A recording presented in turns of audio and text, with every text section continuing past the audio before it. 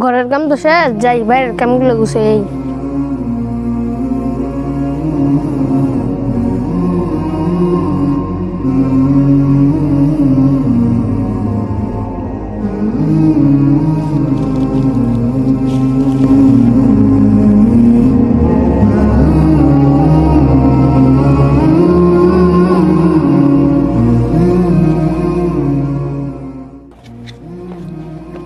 এ যাইত কইরে গডার মধ্যে থাওনের কথা না, প্রতিটা দিনটা শুরু হয় গডার মধ্যে।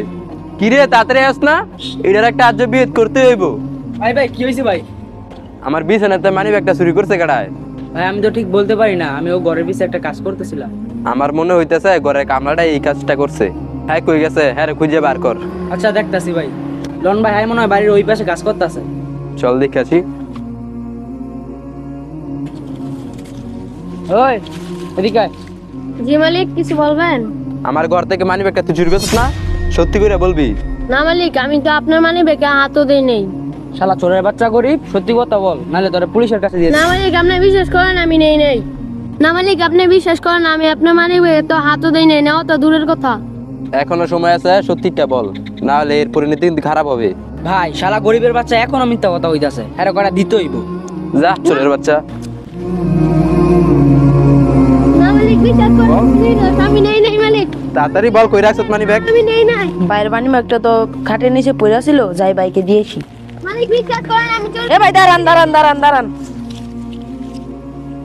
ভাই, আপনার মানি ব্যাগটা খাটের নিচে পড়ে ছিল, দেখেন তো এই মানি ব্যাগটা আপনার না? আরে এটাই তো আমার মানি ব্যাগ। ভাই তাহলে তো আমরা এই গরিব লোকটাকে শুধু শুধুই মারলাম। ভাই তুমি আমাদেরকে মাফ করে দিও।